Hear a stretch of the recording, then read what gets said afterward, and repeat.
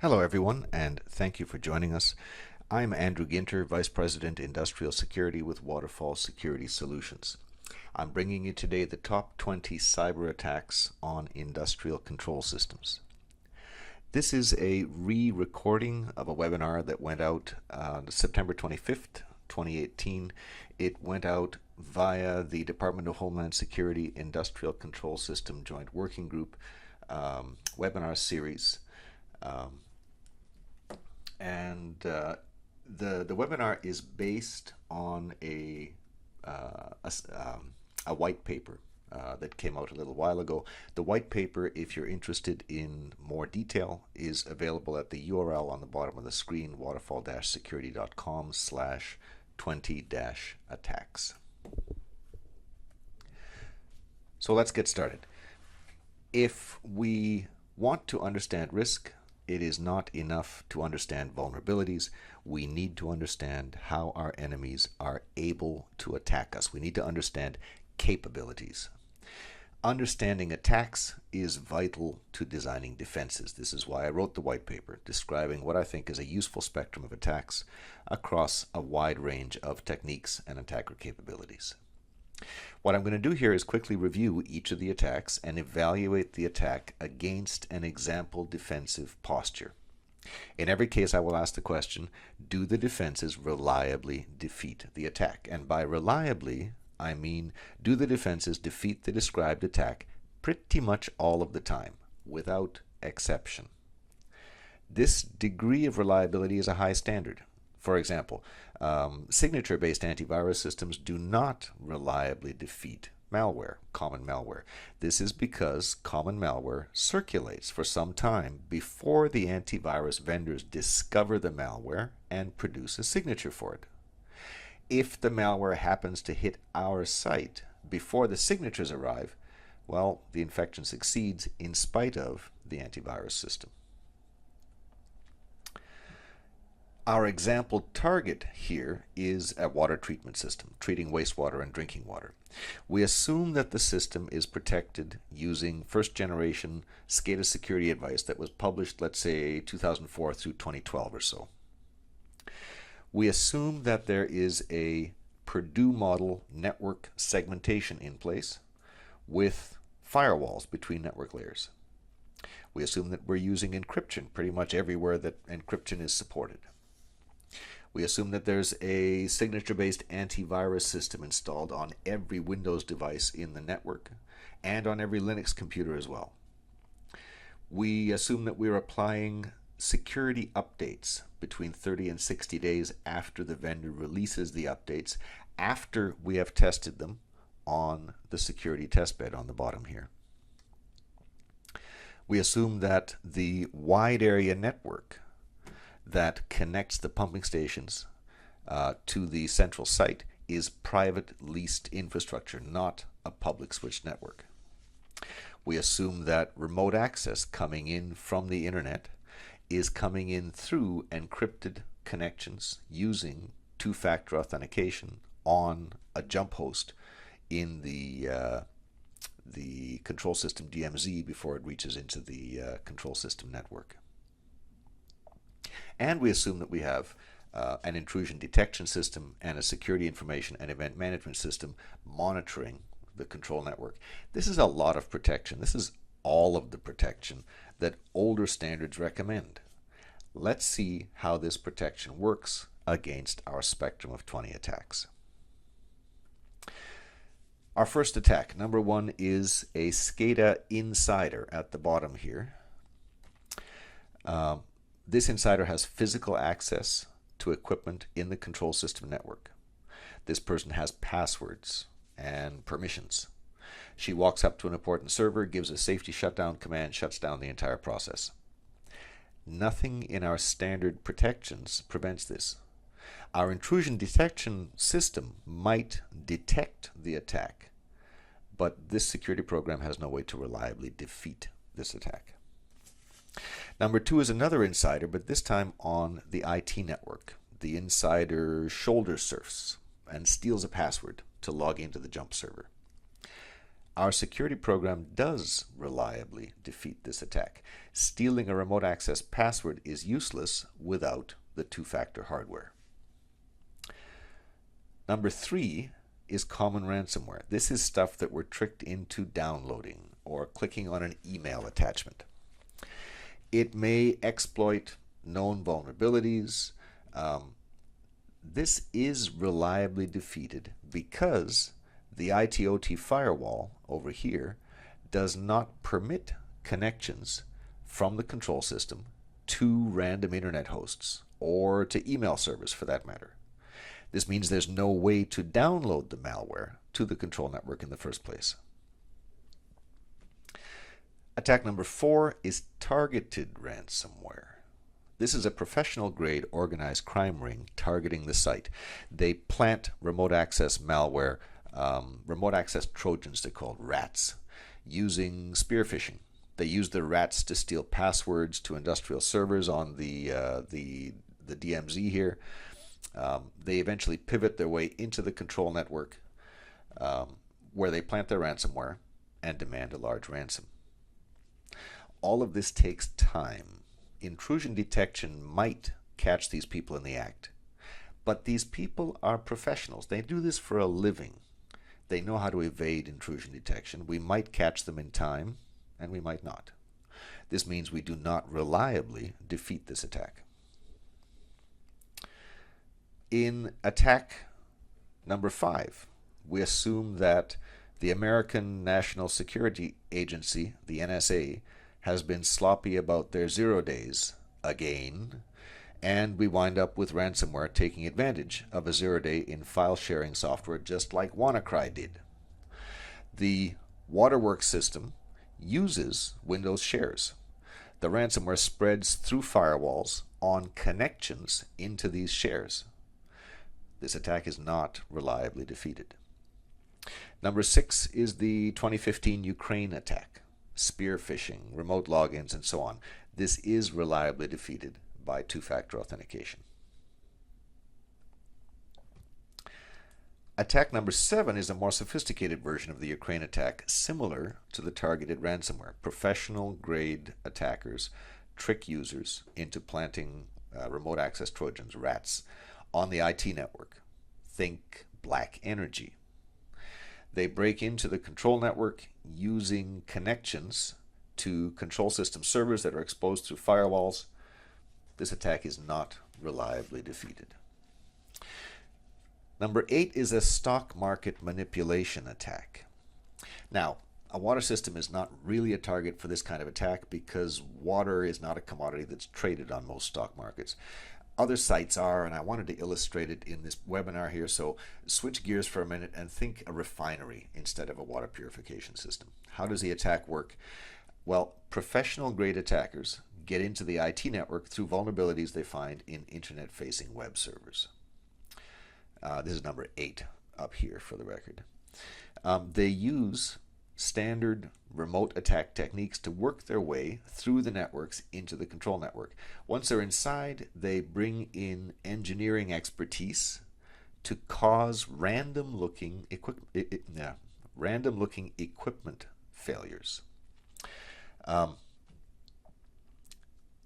They coordinate these attacks on 3 or 4 refineries that are located near each other. These equipment failures shut down the refineries. They overlap the shutdown periods on these refineries, and gasoline prices spike in that geography. The criminals make a lot of money speculating on gasoline futures. They repeat the process every few months. This is not reliably defeated by best practice security. Number 9 is a more sophisticated version of the market manipulation attack. Instead of attacking the site directly, the attack targets a services provider like a systems integrator. The attack is rat software that runs on the integrator's laptops. The laptops are used to plant a bunch of peer-to-peer remote access rats in the IT network, in the DMZ, in the control system network over time. These uh, rat copies connect to each other using peer-to-peer networking. This is how they get through the firewall. Even if the firewall does not allow packets to be routed to the internet, firewalls will allow packets to be routed to the next layer out. So this peer-to-peer daisy chain gives eventually the bad guys on the internet remote control of the control system network, and they use it again to cause random looking equipment failures and do this on, simultaneously on multiple refineries in the geography and profit on the stock market. Not reliably defeated. Attack number 10 is a Trojan cell phone app. The app is operated remotely by an attacker across the cell phone's internet connection. The attacker uses the phone to find Wi-Fi networks deep inside the industrial site when someone carrying the phone is physically inside the site. So the phone finds the Wi-Fi networks, sends them out to the attacker, and the attacker uses phishing attacks to steal the passwords for those networks. Now, what that means is attackers with those passwords, the next time somebody carrying that cell phone or another compromised cell phone into the site, now those attackers can reach through the cell phone into the Wi-Fi networks, connect to them using the passwords, and do what they want to the industrial control system networks. Intrusion detection might catch this activity, might let us respond before damage is done, and it might not. So this is not reliably defeated. Number 11 is a hijacked two-factor session. Malware is phished onto a technician's laptop out here, number 11. The malware waits until the technician logs in remotely with two-factor authentication. The malware then hijacks the remote desktop window. The malware makes the window invisible, and the remote attacker operates the window. This attack defeats the two-factor authentication by waiting to hijack the window until after the two-factor handshake is complete. This is custom malware. There's no antivirus signatures for it. This is not reliably defeated. Number 12 is a pivoting attack through an industrial Internet of Things installation. There is no Internet of Things hardware at this site yet, so I'm going to come back to this in a few minutes. Same as for number 13. There is no outsourcing that was specified for this site, so I'm going to come back to this a little bit later. Attack number 14. Hacktivists break into a software vendor's website. We might trust our vendors, but should we really trust their websites? The hacktivists plant a brand new Trojan, a little bit of software they wrote themselves, nothing sophisticated. They plant the Trojan in the vendor's latest security update on the website. When the Trojan activates, it schedules a job in the operating system for some time in the future. Think the first day of the month, a couple of months into the future. The job erases all the hard drives at the same time all over the world. There is no antivirus signature for the malware. The malware hasn't done anything yet at the time that people start downloading it. People won't know that it's malicious until there's consequences. This attack is not reliably defeated. Number 15 is someone who's annoyed with the waterworks and physically breaks into one of the pumping stations by cutting locks on fences and doors. They hide a laptop underneath another computer where nobody can see it. Police and the waterworks people show up, they investigate, they don't see that anything was damaged other than the locks were cut. A month later, the attacker connects the laptop's Wi-Fi, connects to the Wi-Fi in the laptop from a parked car outside the now repaired and locked pumping station. The attacker eventually finds a communication path through the wide area network and the firewall into the waterworks site. Nothing in old school best practice reliably defeats this. Number 16, a vendor deliberately puts a backdoor into their software products. When the products call to the vendor's website, they connect to the vendor's website and they ask, are there any new software updates? This is a common feature in modern software. The vendor has done something tricky. He said, in addition to asking, are there any software updates, the software also asks, do you have any other instructions for me? So if the vendor wants to, they can create a remote control session through the update connection into the control system. This is not an attack. This is a support feature. An attacker finds this support feature by looking at the software. They compromise the vendor's website because it turns out that the vendor's website is not that well protected. They use this backdoor to do remote damage to any of the vendor's customers that the attackers are annoyed with. Now, normally, the ITOT firewall here is set up so that no packets can go from the control system to the internet. But there's often an exception made for connections that check for software updates. Let's say this exception is true at the Waterworks site, because after all, security updates are important to the site. This is why they update all their software, guaranteed within 30 to 60 days. Add this all up, it means the attack is not reliably defeated. Number 17 is a Stuxnet class attack. A services provider is compromised who's not as well defended as the Waterworks site.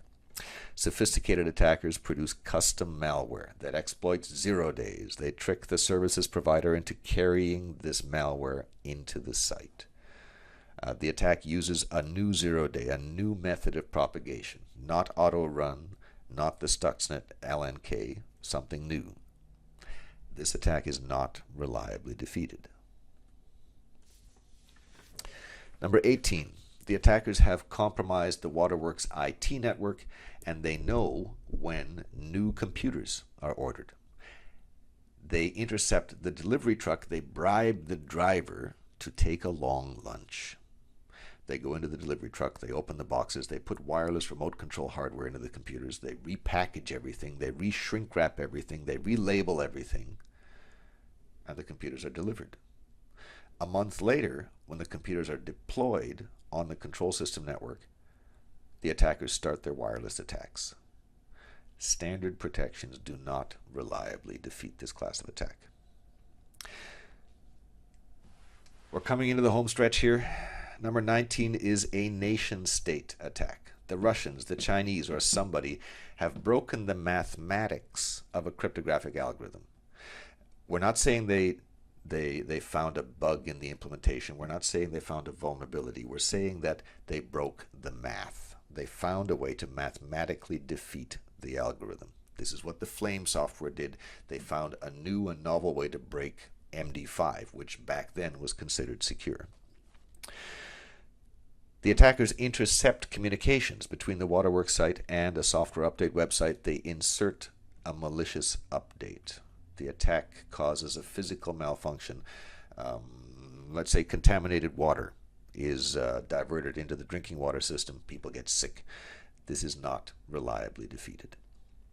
Attack number 20 is similar to the number 17 Stuxnet attack, but this time a control system insider has been bribed or blackmailed or otherwise co-opted to cooperate with a sophisticated attack group.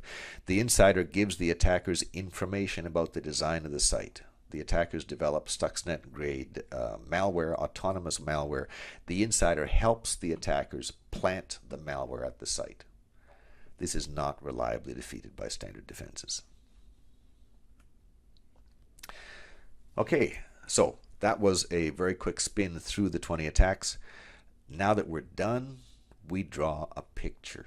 We need to tell our business decision makers how much trouble we're in. We illustrate risk. We show the risk by drawing a line through the set of example attacks. This line is called the design basis threat.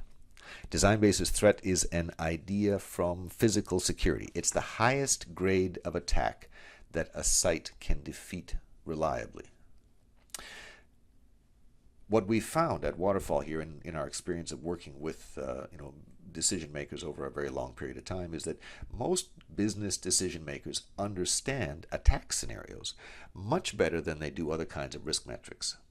They might ask, what is this attack here above the line, number 7? What is this? What is it that I'm exposed to here? Explain this to me. And explaining any one of these attacks is really quite simple. Even for non-technical people, you'll have to go through them, in a little more detail than I've done here, but not much more. People understand attack scenarios. So, how do we use this? Let's say we are planning to install an industrial Internet of Things system. We want to understand what will the new system do to our security. So here's the plan. We plan to put many kinds of industrial Internet of Things edge devices on the control network. Edge devices from many different vendors. Each of these edge devices is going to be connecting to the vendor's internet cloud system. Systems out on the internet, they're virtual, their IP addresses are changing, you reach them through DNS. These are standard internet providers. And we plan to outsource some of our control system management work to vendors that are out on the internet, cloud-based vendors. So, what does this do to our security posture? In my estimation, this changes the results for only 3 attacks. Number 3 was common ransomware. The first time we looked at this attack, there was no way to send packets to the internet from the control system. But that's changed.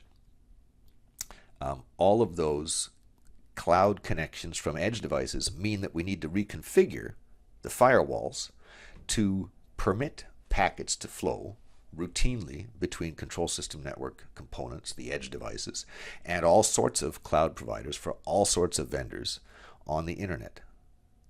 It also means that this ransomware now has a way to be clicked and downloaded and tricked into running on the control system network. So number 3 is no longer reliably defeated. It was reliably defeated by first generation protections. It is no longer with this industrial internet deployment. Number 12 was a pivoting attack. Our attacker first attacks some other site that is using some of the same edge devices as we have at the water site. The attacker picks a target that is poorly defended, and the attacker has no trouble breaking into that site and breaking into the edge devices at that site. We assume that the cloud provider, one of the cloud providers, at least one of the cloud providers for the waterworks system, is also poorly defended.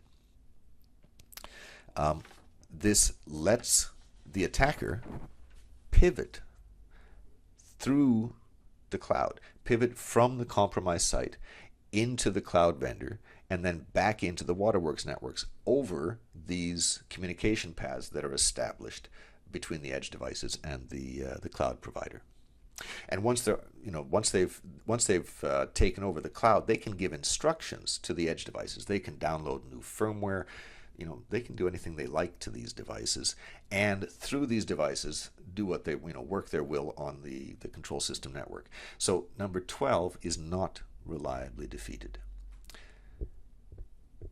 Number 13 is malicious outsourcing. We've hired a vendor down here, a cloud provider, to manage some part of our control system. One of the vendor's technicians gets another job that pays better. On their last day of work, they take revenge on the waterworks site. This is because the site complained to the vendor a couple of months ago about poor service from this technician. The technician logs into the site and creates a schedule to execute a little batch file a week into the future. The batch file erases all the hard drives on all the computers that the technician has passwords for. Nothing in first generation best practice security defeats this attack reliably. So this is what the new design basis threat diagram looks like. I'm guessing that all of us kind of knew already that the industrial internet was going to damage our security somehow. Here's a way to see that change in our security posture. We show this to our business decision makers. They do not like what they see. They tell us to fix this. Well, how do we fix it? Well, let's look at some very recent advice. Not first generation, this is second generation advice. Stuff like the Industrial Internet Consortium Security Framework. The framework describes 4 ways to protect edge devices in IoT installations. We can strengthen the edge device software with trusted platform modules, encryption, secure boot, trusted hypervisors, and so on.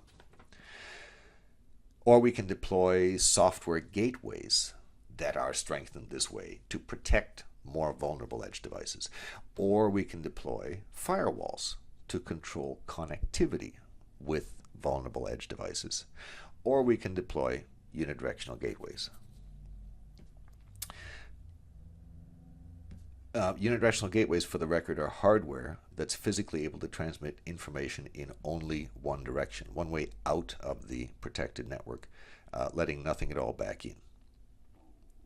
Well, our 2012 style best practice Waterworks security system already has the first 3 kinds of protections. So let's look at what number 4, the unidirectional gateways, does for us. For anyone not familiar with the gateways, here's a fast introduction. Again, the gateway is a combination of hardware and software.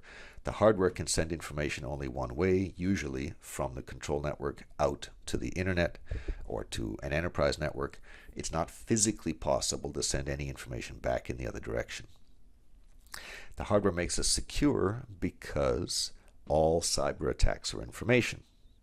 If no information gets back into the control network, no attacks get back.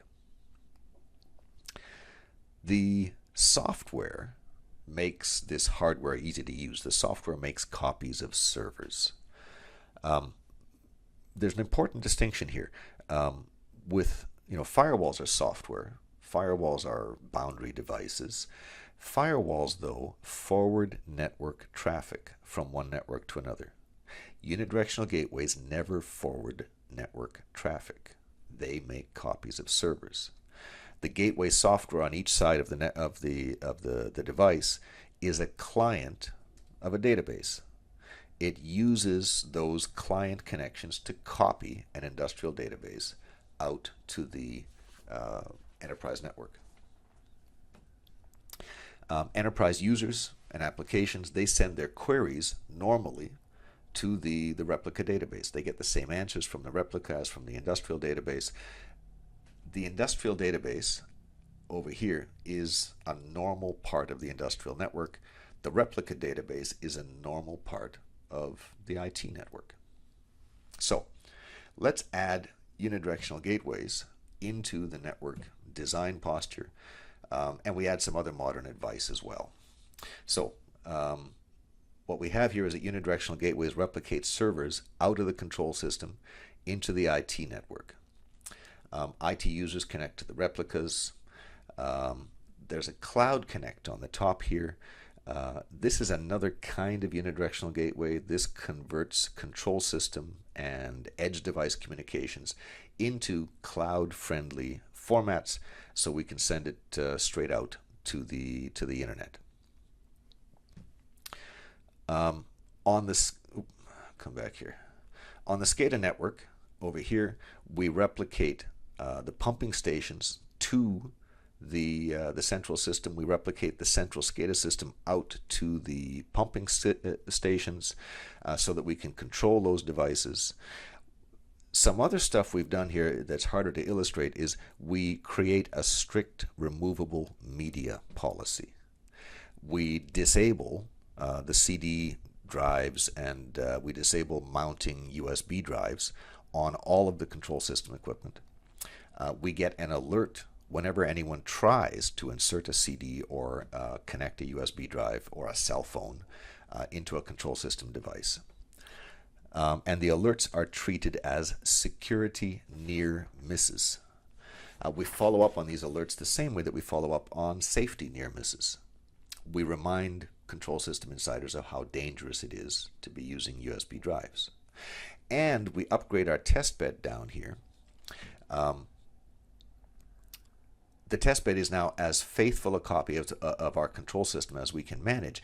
And not only that, we instrument the test bed heavily with intrusion detection sensors and other sensors. We turn it into a security sandbox as well as a safety and reliability test bed. And we connect the test bed to the live system through a unidirectional gateway so that we can see live data on the test bed without risk of any exercises that we run on the test bed leaking back into the live system. So, what's all this do to our attacks? Well, number one, our control system insider logging in, shutting stuff down. I'm sorry, even with a new system, this is still a credible attack. Number two was an IT insider stealing passwords through social engineering. Number two was reliably defeated in the original system by two-factor. It is still reliably defeated, but for a different reason. First time it was the two-factor that defeated it. Now it's defeated because it does not matter how many passwords the IT person steals. There's physically no way to send any password back through the one-way hardware into the control system. Number three was common ransomware downloaded from the internet.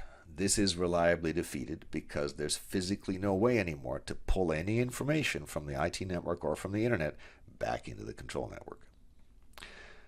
Number four was targeted ransomware, again defeated reliably because there's physically no way for an attacker on the internet to reach through the IT network into the control system. There is physically no way to send any of those attack signals into the control system.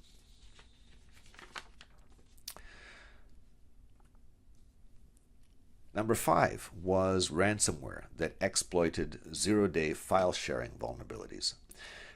Again, reliably defeated because the ransomware has physically no way to be copied from the IT network, to propagate from the IT network through into the control system anymore.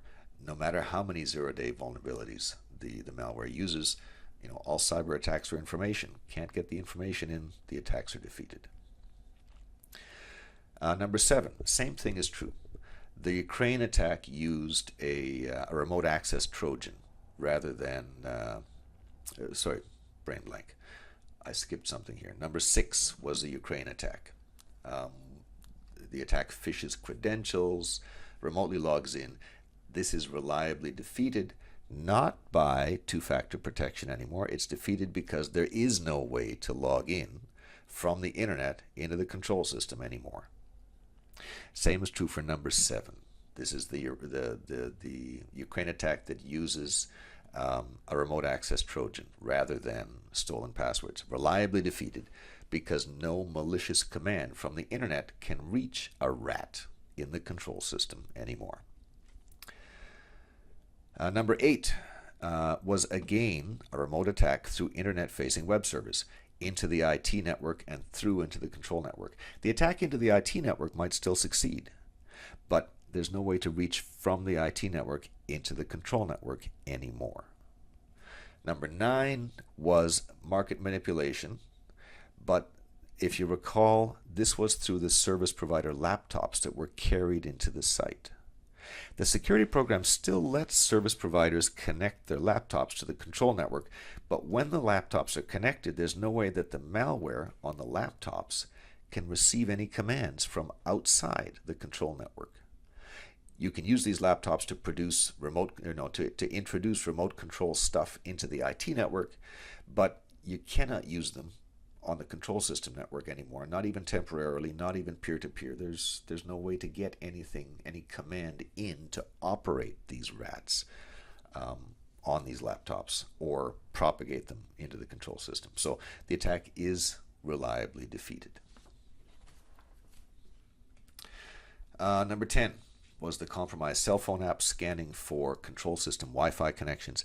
None of the new protections affect this attack. It is still not reliably defeated. 11 was a hijacked two-factor session from a remote laptop. No such session is possible. This attack is defeated reliably. Number 12 is the Industrial Internet of Things pivoting attack from a poorly defended client up here through the cloud provider into the edge devices on the industrial network. In the new architecture, the edge devices communicate with the cloud through a unidirectional cloud connect. There is physically no way for cloud systems to send any attack back into the control network. This attack is defeated reliably. Number 13 is the disgruntled employee at a cloud outsourced service center. Instead of remote desktop and two-factor and VPNs, the remote service provider is set up with unidirectional remote screen view. An administrator on the Waterworks control network has to be sitting in front of a screen, moving the mouse and typing on the keyword. At the cloud site, the technician can see the screen. It looks like a video feed of the screen. They can give advice over the phone, but they cannot do anything themselves. There is no way that people at the cloud site can trick people at the Waterworks site into scheduling a batch file a week into the future on all these machines to erase the hard drive. These people aren't foolish. They're gonna wonder what's up. They're gonna figure this out. So this attack is defeated reliably. Number 14 was a vendor's security update that attackers had compromised. This update is now deployed on the heavily defended and heavily instrumented test bed, not the control system. One of the many tests we run is to advance the clock on the test bed. We observe that all of the hard drives on the test bed are erased. This is a clue. We do not deploy the update on the live system. This attack is reliably defeated. Number 15 was a compromised pumping station. In the new design, there is no way to create a remote connection through the unidirectional gateways back into the Waterworks wide area network. Remember, the gateways do not forward network traffic. You cannot create connections through them. The gateways replicate servers. So the compromised pumping station attack is reliably defeated. Number 16 was the vendor backdoor. The vendor website sending commands to stuff in the control system network. There is no way for the vendor website for a compromised website to send any kind of commands back into the network. There's physically no path to do that, so this is reliably defeated. 17 was Stuxnet class attack, full of 0 days in USB drives. We come pretty close to defeating this reliably, but not all the way. With our alerting and near-miss protocols, what we're doing is training our people never to put USB drives into control system equipment. But people do make mistakes, especially new people new on the job. There will be near misses, and each of these near misses is an attack opportunity for this next Stuxnet class of attack. Number 18 was the wireless hardware inserted in computers in the delivery truck, not reliably defeated by the new security measures. Number 19 was a nation-state attack breaking the math of a cryptographic algorithm. The attack inserts itself into encrypted communications between the Waterworks network and software update sites. This is reliably defeated. There's no such connections possible anymore. Number 20 was a control system insider with a sophisticated organization feeding custom malware into the control network. This is not reliably defeated by the new system. So, what does our new big picture look like? A modern security system that uses the Industrial Internet Consortium security framework and other advice makes the Industrial Internet Control System even more secure than the original first generation system. So once again, the lesson here is that these 20 attacks are a way to evaluate security programs, and more importantly, to show our business decision makers how secure we are. Business decision makers can ask us, what is the simplest attack that we do not defeat reliably? There are always attacks we do not defeat reliably. There's always attacks in the red above the line here. If there's always attacks above the line, several of them, there's always going to be a simplest one of these several attacks that we do not defeat reliably. Explain this to the business decision makers and ask, is this risk acceptable? A few words about Waterfall, if I may. Waterfall builds and sells unidirectional security gateways. We are the world's leading provider of unidirectional security gateways. We are the leading suppliers of products related to unidirectional gateways, such as the Unidirectional Cloud Connect. We're headquartered in Israel. We're installed all over the world in pretty much every kind of industrial operation. The industry analysts are all saying roughly the same thing about us. They are telling their clients that unidirectional gateways are an idea whose time has come, and they're giving advice to those clients to become familiar with the technology and to use it wherever it's appropriate. So, in summary, we need to understand attacks if we want to evaluate our defenses. Unidirectional security gateways and unidirectional cloud connect systems can dramatically improve control system defenses, drawing the line for security even higher than it was before industrial internet deployment. Describing attacks is a good way to show business people how secure we are or are not, and hopefully persuade those decision makers to release funding to improve our security posture. For more detail on all this, again, feel free to see the white paper on the Waterfall website or contact me directly. There's my email address. That's my cell phone. Give me a text. We can arrange a call. That was what I had for you. Now, when I ran this webinar the last time, and since the webinar, people have been in touch with me by email and such, a number of questions have come up. I'm going to address those questions now. The first one that I want to address, the question was, how do we patch these systems? We used to download the patches from the vendor's website and install them. How do we do that now? Well, now, this is not something I made up. This is something that Waterfall customers do routinely. Of course, they patch their systems. What they do is they download the patches on the IT network to a USB drive, or most of them, in fact, use write-once CD-ROMs. They don't trust USB drives. They carry the CD-ROM into the test bed. They install the patches on the test bed. They test them on the test bed. And when they've proven that the patches are safe and secure on the test bed, they will write the patch files to a new CD-ROM, throw out the old one. It had contact with the IT network, is potentially contaminated. Carry that CD into the control network, and on a WSUS server or whatnot, start deploying the patches carefully on the control network. Another question we get is, the first scenario allowed remote access, allowed remote vendor support. The second does not appear to. Are we giving up remote access?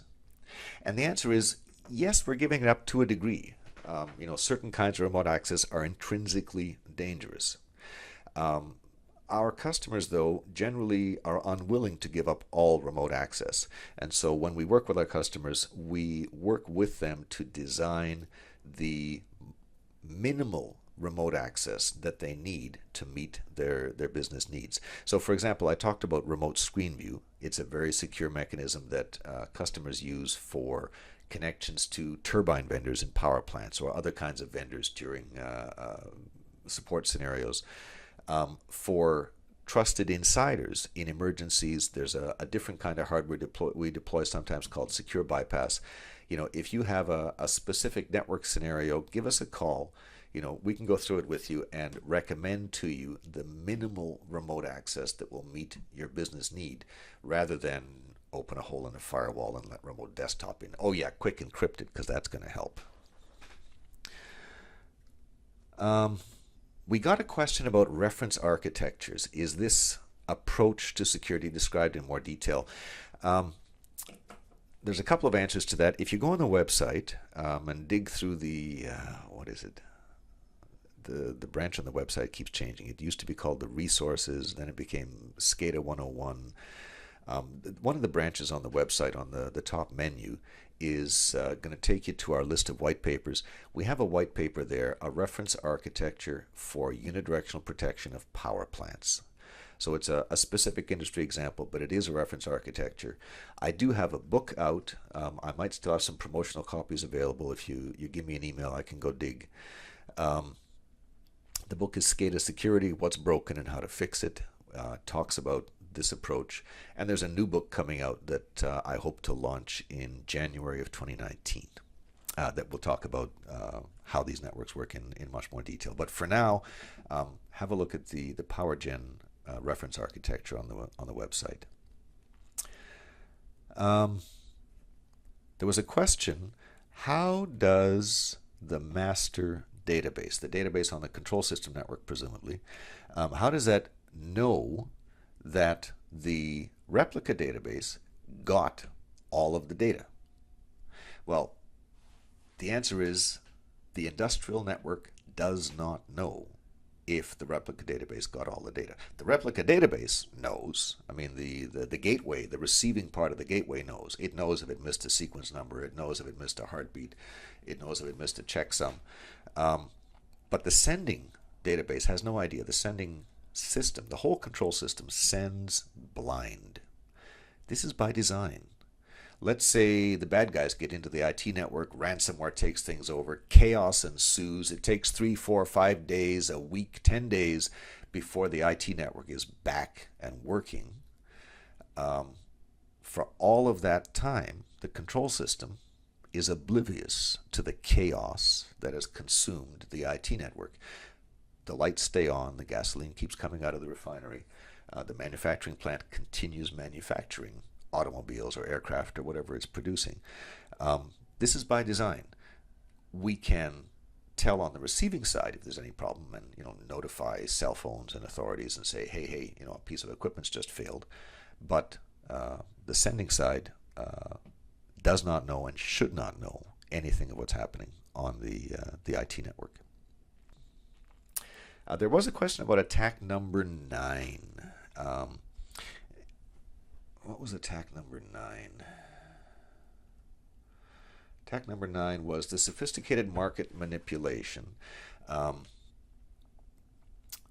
malware was jumping off of service provider laptops.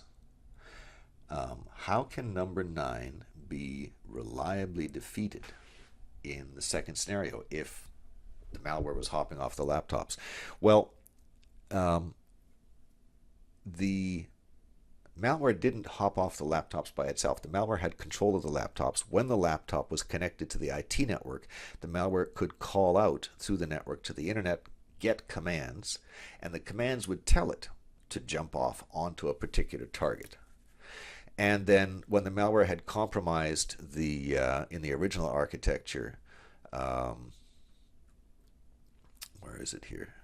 Had compromised the IT network, they might reach into the control system DMZ the next time the laptop was connected to it, and they would set up, the malware would automatically start doing a peer-to-peer beaconing, trying to find a path through the firewall into the IT network. If it found that path, it could reach the equipment that had been compromised there. Even if it could not reach out directly to the internet, it could daisy chain through to the internet and then repeat on the control system network. The whole time this happened, I mean, the beacon was automatic, but the malware would not do anything until it got a command. In the new connection, the new architecture, the beaconing might still happen automatically, but there's no way to get commands back. And so you could not order the malware to hop off onto a target. You could not do anything with the malware. It was remote control malware. No remote control signal got through. So that was, that's why I classed it as reliably defeated. Those were the questions I had. I thank you for your attention. Again, I'm interested in feedback on this technique, if it's effective for you folks, if the spectrum of attacks is working for you, if there's attacks you think should be in the spectrum, if there's attacks that you think are more useful than others. Please provide me with feedback. I am producing new versions of this work, and I would be grateful for experience with your experience with using this stuff out in the field. Thank you again, and I wish you all a secure control system.